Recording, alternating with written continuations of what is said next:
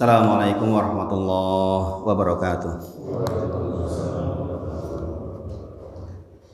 Alhamdulillahi haqqa hamdi nahmaduhu wa nasta'inuhu wa nastaghfiruh wa na'udzu billahi min syururi anfusina wa min sayyiati a'malina may yahdihillahu fala mudilla lahu wa may yudlil fala hadiya lahu. Asyhadu alla ilaha illallah wa asyhadu anna Muhammadan abduhu wa rasuluh. Allahumma shalli ala sayidina Muhammad wa ala ali sayidina Muhammad.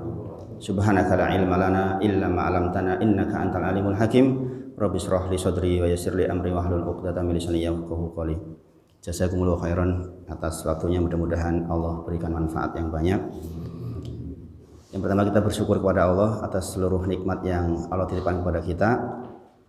Pagi ini kita berjumpa lagi, insyaallah kita belajar bersama.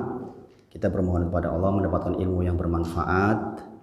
Allah kasih kesempatan kepada kita hidayah taufik agar setiap ilmu yang bertahap kita dapatkan bisa kita amalkan, dan kita mohon kepada Allah agar amal yang kita lakukan menjadi amal yang diterima oleh Allah Subhanahu wa taala. Kita juga berlindung kepada Allah dari ilmu yang tidak bermanfaat.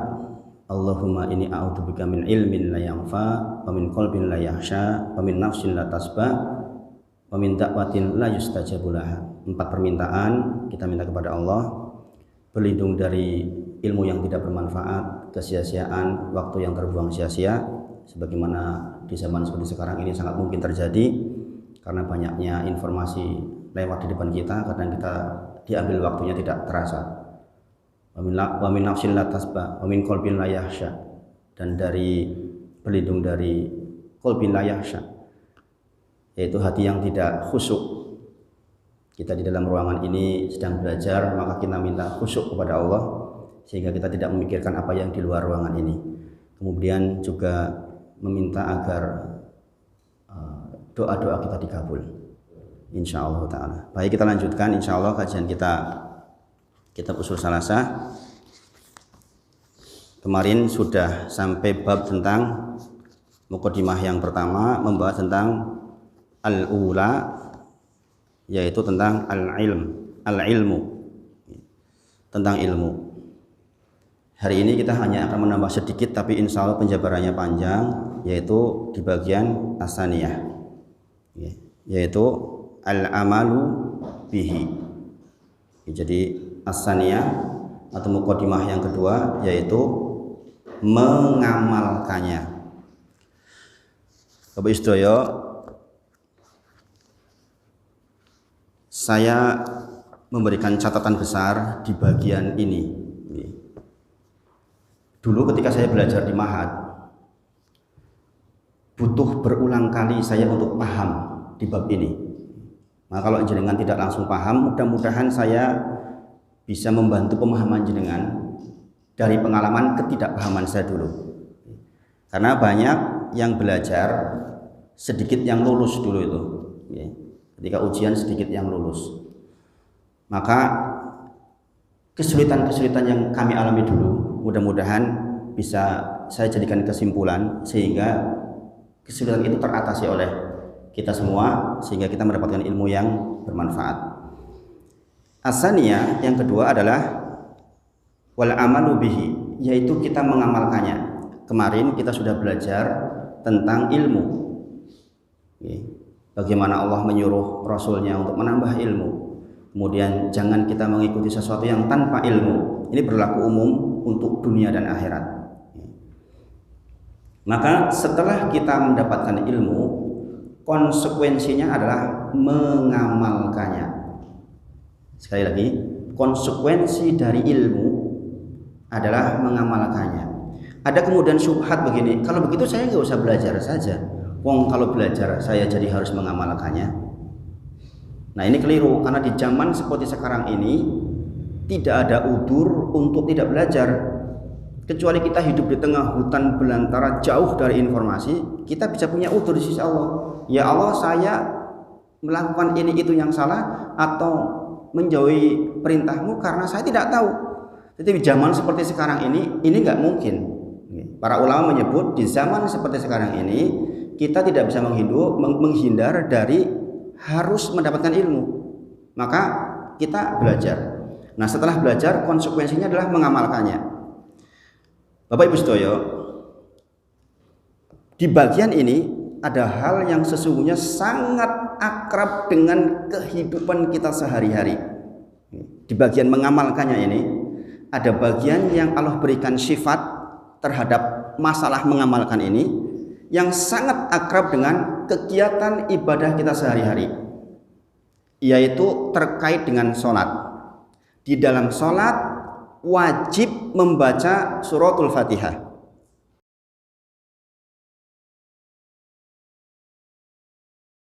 Tidak dikatakan sholat seseorang ketika tidak membaca suratul Fatihah. Bahkan Imam Syafi'i rahimahullah ta'ala mengatakan kehilangan satu tasdid saja sudah dikatakan gugur bacaan Al-Fatihahnya. Kalau jenengan mengaku menggunakan mazhab Syafi'i, yang kebanyakan orang Indonesia mengatakan dirinya bermazhab Syafi'i, maka Imam Syafi'i jelas mengatakan kehilangan satu huruf, satu tasdid saja di dalam Al-Fatihah dianggap tidak membaca Al-Fatihah. Jadi membaca iyyaka na'budu wa iyyaka nasta'in udah keliru. Iyyaka na'budu wa iyyaka nasta'in, di situ ada double, ada tasdid. Tidak di mazhab lain. Tapi kalau kita sehari-hari menggunakan mazhab Syafi'i di dalam ibadah kita, maka perhatikan bacaan Al-Fatihah ini. Apa hubungannya dengan mengamalkannya? Ada sebuah keindahan yang teramat dalam di dalam suratul Fatihah. Coba jangan perhatikan. Alhamdulillahi Rabbil Alamin. Pujian kita kepada Allah. Ar-Rahmanir Rahim. Pujian lagi. Maliki Yaumiddin. Juga pujian lagi. Iyyaka na'budu wa iyyaka nasta'in. Ini tengah-tengah. Kemudian apa? Ihdinas siratal mustaqim. Allah wajibkan kita minimal 17 kali sehari untuk minta ini. Ihdinas siratal mustaqim. Kita minta kepada Allah jalan yang lurus. Satu hal yang jangan perhatikan. Orang-orang non-muslim yang mereka menganggap kita sebagai gembalaannya mengatakan kepada kita semuanya, belum saya pelajari perbandingan, kata mereka, bayangkan orang muslim itu nabinya saja masih mengatakan ihdinas siratal mustaqim, tunjukilah kepadaku jalan yang lurus. Kemudian seluruh umatnya mengatakan ihdinas siratal mustaqim setidaknya 17 kali dalam sehari. Mereka mengatakan mereka tuh belum ketemu jalan yang lurus. Sampai hari ini masih minta jalan yang lurus. Kalau nabinya saja masih minta jalan yang lurus, bagaimanalah lagi umatnya? Ini syubhat yang mereka sampaikan. Bayangkan kalau orang tidak mengerti ini, kemudian ketemu misionaris yang seperti itu kata-katanya, na'udzubillah. Bisa jadi mengatakan, iya ya, saya selama ini belum ketemu jalan yang lurus. Dan Allah suruh setiap waktu kita minta kepada Allah jalan yang lurus. Nah, Bapak Ibu dan semuanya, apa kaitannya dengan asaniyah? Kaitannya dengan mengamalkan. Para ulama menyebutkan kalau jenengan nanti buka buku tafsir apapun yang paling sederhana, misalnya tafsir Jalalain, yang paling sederhana, yang banyak digunakan di masyarakat. Saudara kita dari karangan Nahdlatul Ulama juga banyak membahas kitab tafsir Jalalain ini. Di sana dikatakan, apa maksud ihdinas siratal mustaqim? Apa maksud jalan yang lurus? Maka mereka mengambil kisah dari dua orang yang bertanya kepada Rasulullah. Ya Rasulullah,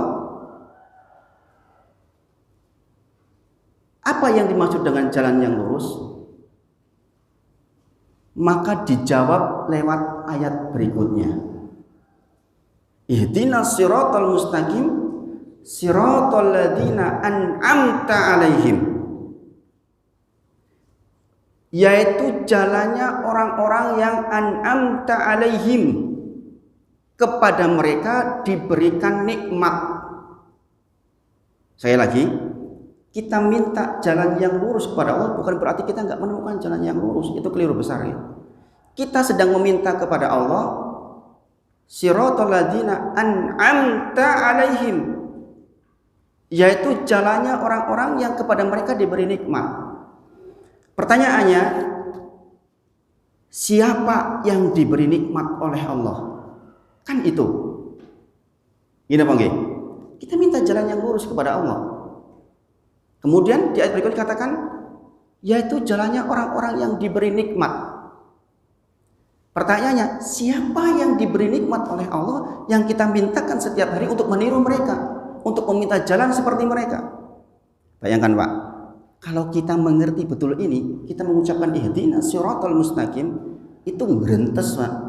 Makanya banyak sekali imam yang ketika mengucapkan ini dia menangis karena merasa saking butuhnya dengan permintaan ini.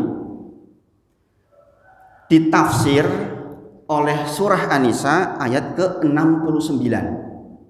Makanya kemarin saya informasikan ke Ustadz Alim untuk bawa catatan tambahan supaya syarah ini lengkap.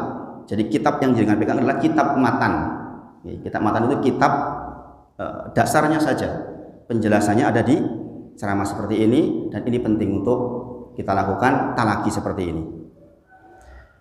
Jadi siratal ladzina an'amta alaihim, yang diberikan kepada mereka nikmat, siapa mereka? Dijawab di An-Nisa 69. Yaitu ketika Allah berfirman, "Wa may yattaqillaha wa rasulahu wa may yattaqillaha wa rasulah", barang siapa yang menaati Allah dan Rasulnya, faulaika ma'alladzina an'amallahu alaihim. Barang siapa yang menaati Allah dan Rasulnya, kata kuncinya pertamanya menaati Allah dan Rasulnya, maka tafsir siratal ihdinas siratal mustaqim adalah para ulama menyebutkan syariat yang dibawa oleh Rasulullah. Syariat yang dibawa oleh Rasulullah, itulah jalan yang lurus. Maka siapapun yang taat kepada Allah dan Rasulnya, faulaika, mereka itu ma'a bersama alladzina, orang-orang an'amallahu alaihim, yang Allah berikan nikmat kepada mereka. Kemudian di lanjut ayat dikatakan siapa mereka? Ada 4 golongan. Minan nabiin, yaitu dari golongan para nabi, wajib buat kita mengikuti mereka. Kita tidak punya ruang untuk membuat role model, contoh kecuali mereka, para nabi. Kemudian wasiddiqin, yaitu orang-orang yang sidik, yang jujur, yang cinta dengan kebenaran. Di antaranya adalah khulafaur rasyidin, di antaranya adalah para sahabat. Itulah mengapa ada istilah salafus sholih. Orang beragama itu mengikuti apa yang dicontohkan oleh Rasulullah dan di generasi 3 yang pertama. Khairul qurun qarni, sebaik-baik orang adalah di zamanku. Sumalati yalunahum, kemudian orang setelahku, dan orang setelahku, dan orang setelahku. Setelahnya sudah kategori yang belakangan. Maka wajib buat kita meluangkan waktu mengerti tentang sejarah mereka, karena ini perintah Allah. Kita nggak bisa tawar-tawar. Wasiddiqin, kemudian wasyuhada, orang-orang yang syahid. Tentu saja ini sebuah pengorbanan yang tidak mudah, nyawa. Ini di zaman seperti kita sekarang mungkin susah untuk mendapatkannya. Kemudian wassolihin, adalah orang-orang yang soleh. Kemudian wahasuna ulaika rafiqa, mereka itulah sebaik-baik teman di dunia. Suatu ketika seorang sahabat bertanya kepada Rasulullah, "Ya Rasulullah, bukankah kita sudah ditentukan oleh Allah, tertulis di Lauh Mahfuz, sudah diangkat pena, tidak berubah catatan itu sampai nanti hari kiamat, seseorang si fulan di neraka atau di surga. Lantas untuk apa kita beramal?" Ini pertanyaan yang wajar. Gini Bang, kita sama Allah sudah ditentukan, wahid itu di surga atau di neraka, tidak dirubah dari sejak ditulis sampai nanti hari kiamat. Berarti kan sudah jelas nasib saya di mana. Sahabat bertanya, lantas apa fungsinya amal? Rasulullah menyampaikan, kita tuh nggak ngerti kita di surga atau di neraka. Maka Rasulullah pesannya, dekat-dekatlah dengan orang soleh.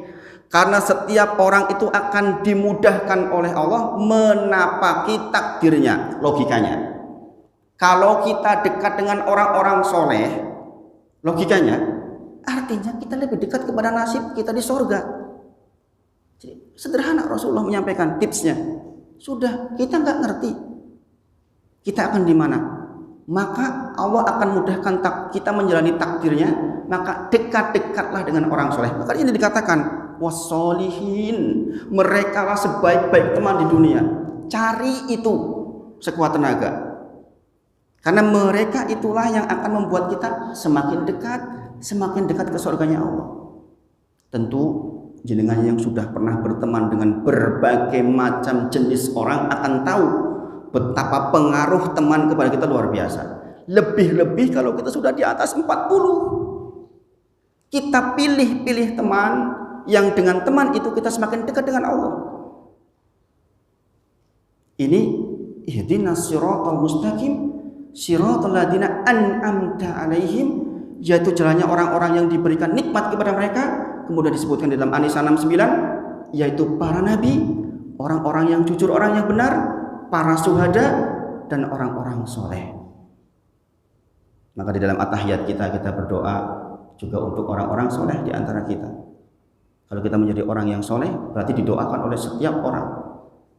Kemudian dilanjutkan ayatnya, ihdinas siratal mustaqim siratal ladzina an'amta alaihim ghairil maghdubi alaihim waladdallin. Ini titik poin pembahasan kita terkait dengan amal. Sahabat bertanya, siapa yang maghdub alaihim? Semua buku tafsir kalau jangan buka, Rasulullah menjawab adalah orang-orang Yahudi. Ini video seperti ini saya videokan, kalau dipotong bisa dianggap bahaya, dianggap menista agama lain. Padahal ini tafsir dari Rasulullah. Para sahabat bertanya, seorang sahabat tanya kepada Rasulullah, ya Rasulullah, siapa al-maktub alaihim? Rasulullah menjawab, al-Yahud, dia adalah orang-orang Yahudi. Apa sifat mereka? Mereka mempunyai sifat diberi ilmu tapi tidak mengamalkan. Satu, dalam masalah mengamalkan ini ada kaum yang dicela oleh Allah, dimurkai oleh Allah, yaitu orang-orang yang sudah dapat ilmu, dia tidak mengamalkannya. Bayangkan, orang-orang Yahudi, bahkan orang Nasrani sekalipun, itu mengenali Rasulullah lebih dari mengenali anaknya sendiri. Alladzina atainahumul kitaba ya'rifunahu kama ya'rifuna abna'ahum. Orang-orang Yahudi, orang Nasrani itu mengerti Rasulullah sebagaimana, bahkan lebih dari mengenali anak-anaknya. Tapi ketika Rasulullah datang nggak mau. Kemudian ditanya, siapa ad-dhalin ya Rasulullah? Jawabannya apa? An-Nasara, orang-orang Nasrani. Apa sifat mereka? Mereka orang yang rajin beribadah tapi tanpa ilmu. Kapan itu? Sebelum Rasulullah datang maksudnya. Sebelum Rasulullah datang, orang-orang Nasrani itu dikenal orang-orang yang rajin mengamalkan sesuatu tanpa ilmu, sampai-sampai mereka sudahlah gak usah nikah. Pernah mendengar seperti itu? Mereka saking inginnya beramal terus, berbuat baik menurut mereka, sehingga mereka sampai tidak menikah. Padahal menikah syariatnya Rasulullah Muhammad SAW, dan di zaman sebelumnya juga adalah sebuah syariat. Jadi mereka adalah orang-orang yang ad-dhalin, adalah orang-orang yang sesat, adalah orang-orang yang dia beramal tanpa ilmu. Jadi Bapak Ibu sedaya, terkait dengan amal, wal amalu bihi, yang menjadi bagian kedua dari kitab Ushul Salasah di Muqaddimah yang pertama, maksud dari mengamalkan, Allah itu mensifati dua golongan ini, yaitu ada orang-orang yang dimurkai karena dia punya ilmu tapi tidak mengamalkan. Berarti kalau kita sudah punya ilmu, sengaja nggak mengamalkan, ya kita mempunyai sifat seperti orang-orang Yahudi yang dimurkai oleh Allah. Sebaliknya, kita rajin ibadah, bahkan ada yang mengatakan sholat Rahman, sholat ini sholat yang aneh-aneh, luar biasa di zaman sekarang. Begitu banyak amalan-amalan yang tanpa ilmu, gak ada bedanya dengan orang-orang Nasrani. Jadi sekali lagi, manusia di dalam hal mengamalkan ada 3. Yang pertama adalah orang yang selalu minta ihdinas siratal mustaqim, yaitu orang yang minta jalan yang lurus, yang kemudian diterjemah maksud jalan yang lurus adalah kita minta hidayah kepada Allah dalam 2 bentuk hidayah, yaitu hidayah irsyad wal bayan dan hidayah taufik. Kemudian ada orang-orang yang dimurkai oleh Allah, al-maghdub alaihim, adalah orang-orang yang sudah Allah berikan ilmu kepada dia, tapi dia menghindari dengan segala macam cara supaya tidak mengamalkan. Kemudian yang ketiga adalah orang-orang yang dia rajin beribadah tapi tanpa ilmu. Maka kita pilih yang ihdinas siratal mustaqim. Di dalam syarahnya dikatakan, Imam Asy-Sya'di rahimahullah taala salah satu ahli tafsir. Kita bisa mengambil dari jalan lain, kita bisa mengambil dari Asy-Sya'di, kita bisa mengambil yang lebih berat lagi tafsir Ibnu Katsir. Saya bacakan apa yang beliau katakan terkait dengan ihdinas siratal mustaqim. Tunjukilah kami dan berilah kepada kami taufik, kata Imam Asy-Sya'di rahimahullah taala. Ketika kita mengatakan ihdinas siratal mustaqim, kita sedang meminta kepada Allah, tunjukilah kepada kami dan berilah taufik kepada kami untuk meniti jalan yang lurus, yaitu jalan yang jelas mengantarkan kepada keridhaan Allah dan surganya. Jadi Bapak-bapak sedaya, mulai sekarang ketika jenengan nanti sedang sholat mengucapkan ihdinas siratal mustaqim, hadirkan di dalam hati kita lagi minta hidayah, minta taufik agar kita dipandu oleh Allah mencapai keridhaannya dan kita mendapatkan surganya. Dengan apa? Beliau menyebutkan dengan mengetahui kebenaran dari pembelajaran dan mengamalkannya. Berarti ada 2 hal pokok yang disampaikan oleh Asy-Sya'di rahimahullah taala dalam tafsirnya terkait dengan ihdinas siratal mustaqim, yaitu yang pertama, tunjukilah kami kepada as-sirat. Tunjukilah kami kepada sirat. Yang dimaksud sirat di sini adalah agama Islam beserta segala macam turunannya yang nanti kita akan pelajari di usul yang kedua. Kita akan dapat rincian di usul yang kedua. Agar kita tetap Islam sampai meninggal, tidak tertarik dengan agama selain Islam. Makanya di dalam surah Al-Imran dikatakan, wahai orang-orang yang beriman, bertakwalah kepada Allah haqqa tuqatih wa la tamutunna illa wa antum muslimun. Jangan sekali-kali kita meninggal kecuali kita di dalam agama Islam. Kemudian yang kedua, tunjukilah kami di dalam sirat. Setelah kita mendapatkan sirat, setelah kita Islam, kita minta petunjuk kepada Allah di dalam sirat itu. Apa itu? Yaitu berbentuk hidayah irsyad wal bayan, hidayah ilmu. Kita berislam, yuk kita ngerti tenan Islam, itu maksudnya. Sedangkan kita minta ihdinas siratal mustaqim, kita sedang minta hidayah kepada Allah di dalam sirat, tunjuk di dalam sirat, maksudnya agar kita diberi ilmu, dititipi ilmu oleh Allah, kemudian juga dititipi taufik untuk mengamalkan 2 bagian ini. Jadi ini sesuatu yang sangat penting yang kita ucapkan sehari-hari, kemudian diwajibkan atas kita dari Allah di dalam salat kita, ihdinas siratal mustaqim, yang ternyata terkait dengan amal. Karena setelahnya ditafsir siratal ladzina an'amta 'alaihim ghairil maghdubi 'alaihim waladdallin, agar saya terhindar dari al-maghdub 'alaihim dan ad-dzallin. Kita minta tiap hari, Masya Allah. Jadi sekali lagi, konsekuensi atas ilmu mengamalkan. Di dalam masalah mengamalkan ada 3 golongan orang yang dapat hidayah, yaitu orang-orang yang berilmu dan dia melaksanakan. Ada orang-orang yang disifati dimurkai oleh Allah, al-maghdub alaihim, adalah orang yang diberikan ilmu. Bahkan sampai hari ini kita tahu urusan dunia saja mereka luar biasa. Sampai ada pemain mengatakan nggak mau menggunakan produk mereka, nggak mungkin hidup. Pesawat mereka yang bikin, semuanya mereka yang bikin, luar biasa. Allah berikan ilmu kepada mereka. Demikian sebaliknya ada orang yang sukanya berkasih sayang sepertinya, tapi sesungguhnya tanpa ilmu semua orang dianggap gembalanya mereka. Subhanallah. Maka jangan sampai kita masuk ke al-maghdub alaihim dan ad-dhalin terkait dengan amal kita.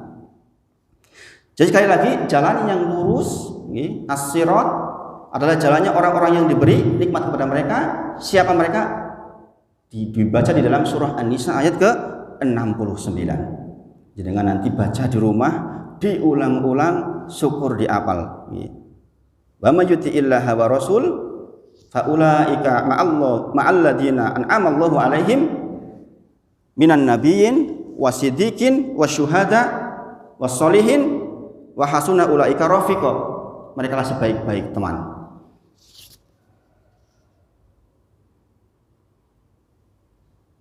Sekali lagi, orang-orang Yahudi, mereka orang yang sesungguhnya mengetahui kebenaran. Tentu saja penjabarannya sangat panjang, kisah-kisah Israiliyat, kisah-kisah orang Yahudi itu sangat banyak. Di dalam Ibnu Katsir saya bacakan tentang as-sirat, ihdinas siratal mustaqim. Tadi saya bacakan dari As-Sa'di rahimahullah taala. Sekarang saya bacakan dari tafsir Ibnu Katsir. Ini agak lebih kompleks tafsir Ibnu Katsir, jadikan bisa baca. Ini salah satu buku kitab tafsir yang saya pelajari pertama, karena belum tahu langsung ke tafsir Ibnu Katsir jadi berat. Sebenarnya kalau lewat jalan lain dulu lebih mudah. Bukan jalan lain ya, jalan lain.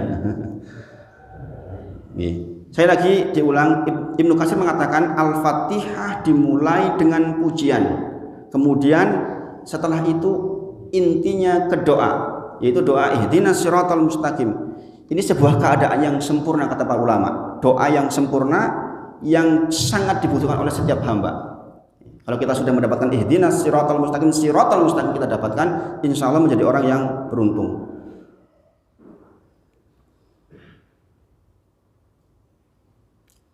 Jadi hidayah menurut Ibnu Katsir ada dua, yaitu hidayah ilmi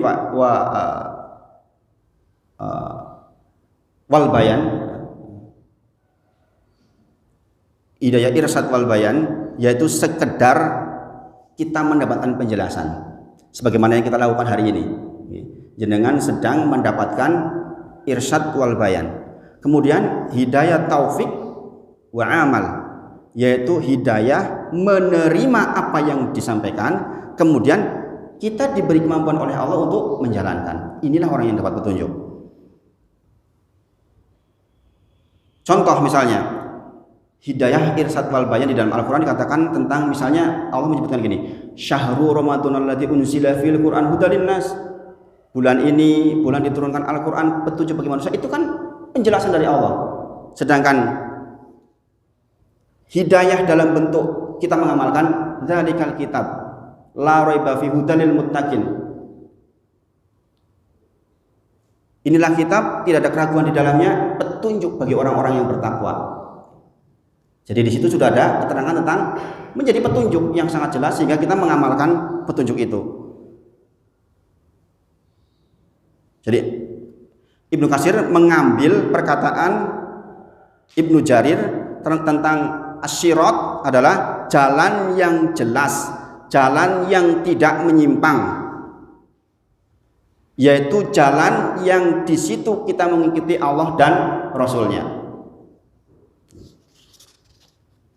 Sampai di sini bisa dipahami Pak Nggih.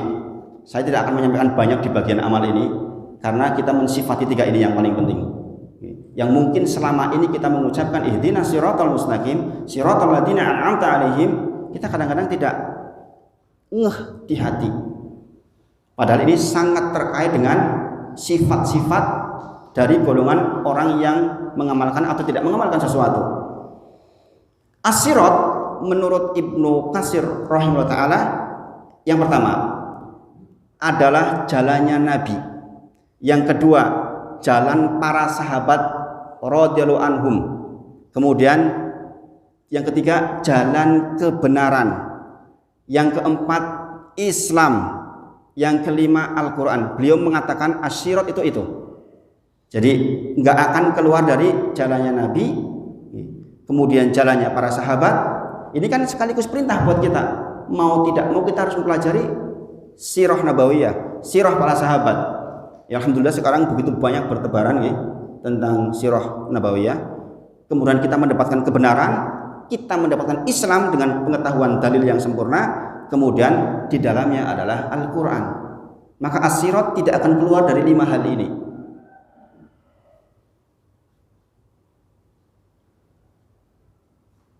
Adi bin Hatim, ia bertanya kepada Rasulullah, ya Rasulullah, apa maksud ghairil maghdub alaihim? Sekali lagi dijawab oleh Rasulullah, Yahudi, yaitu orang-orang yang diberi ilmu tetapi tidak mau mengamalkan. Kemudian adz-dzalin, ditanya kepada Rasulullah, ya Rasulullah, apa itu adz-dzalin? Dijawab Nasrani, orang yang sesat. Karena orang-orang yang mengamalkan tanpa ilmu. Jadi kalau hari ini ada orang-orang yang mengamalkan sebuah amalan tanpa ilmu, yang sering kemudian disebut sebagai bid'ah atau hal-hal yang baru, apa bedanya dengan mereka? Meskipun ini, mohon maaf, sangat-sangat sensitif di masyarakat persoalan bid'ah. Sebentar-sebentar bid'ah, sedikit-sedikit bid'ah. Ya, bukannya itu malah kebaikan buat kita. Kalau ada orang yang mengingatkan kita, mas, jangan melaksanakan ibadah ini, apa dalilnya? Jangan-jangan tidak ada dalilnya. Jangan-jangan itu bid'ah. Bayangkan kalau ada orang mengingatkan itu kepada kita, harusnya kita jazakumullahu khairan, matur nuwun jangan ingatkan saya. Tapi sekali lagi ini mungkin butuh penyampaian yang soft, yang baik, sehingga tidak dianggap menerakakan orang lain. Makanya jenengan kalaupun sudah tahu ilmunya, tetap menyampaikan harus dengan hati-hati. Apalagi kita hidup di tengah-tengah masyarakat yang berwarna-warna, yang mereka mengatakan, oh dalil meneh ibadah kudu nganggo dalil gitu. Pernah dengar seperti itu? Kok ruwet temen sih nganggo dolal dalil gitu. Pernah nggak seperti itu? Nah, ini sesungguhnya malah justru ini yang baik. Kalau kita jangan kembali ke kitab tauhid yang jangan sudah pelajari, di sana ada kisah ketika orang tersengat lebah, kemudian dia minta diruqyah. Apa pertanyaan sahabat? Apa dalilmu kok setelah disengat lebah kemudian minta diruqyah? Apa faedahnya buat kita? Sampai hatta urusan disengat lebah kemudian ruqyah pun ditanyakan dalilnya oleh para sahabat. Saking inginnya agar perbuatannya itu sesuai dengan apa yang dituntut oleh Rasulullah, tidak bid'ah maksudnya. Nanti ketika Rasulullah di telaga, Rasulullah menyampaikan, itu umat saya ya Allah. Kata Allah apa? Engkau tidak tahu apa yang mereka lakukan sepeninggalmu. Yaitu apa? Orang-orang yang membuat bid'ah baru, perbuatan baru yang tidak diajarkan oleh Rasulullah. Maka kemudian diusir dari telaga itu, enggak boleh masuk. Na'udzubillah, summa na'udzubillah min dzalik. Satu keadaan di mana yang sangat kita harapkan. Kita dijanjikan para ikhwan, kata Rasulullah. Para ikhwan itu kita di zaman sekarang. Para sahabat sampai ngiri. Ikhwanku, yaitu orang-orang yang enggak melihat Rasulullah seperti kita ini, ditunggu oleh Rasulullah di telaganya. Siapa mereka? Mereka yang melakukan seperti apa yang Rasulullah contohkan, bahkan sepeninggal Rasulullah sekalipun.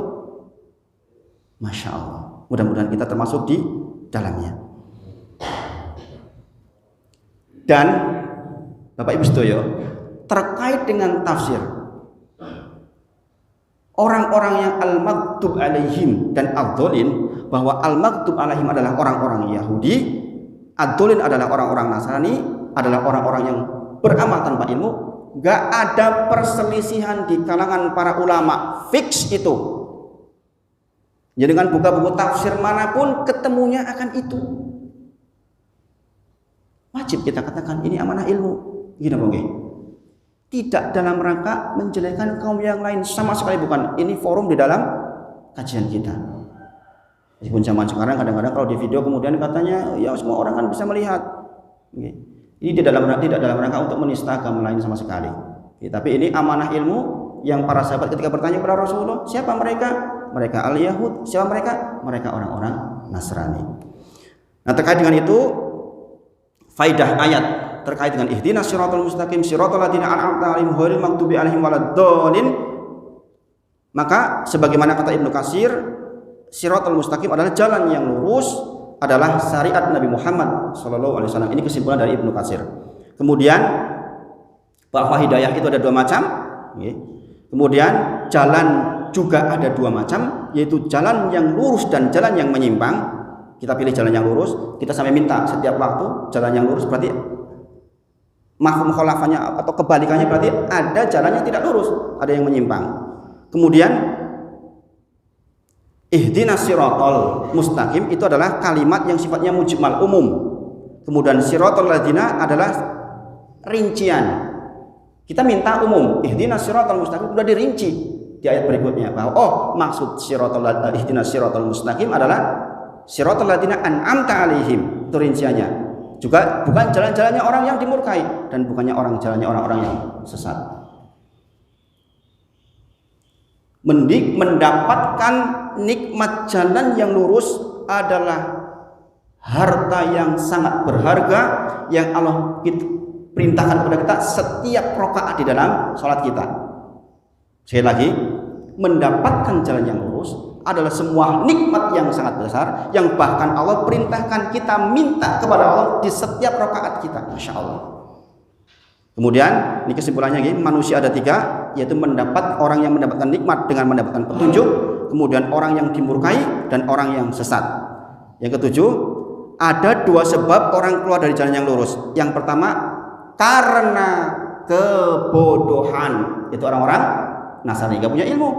Kemudian karena penentangan atau kesombongan, orang-orang yang sudah diberi ilmu tapi dia menentang dengan ilmu. Ada dua hal.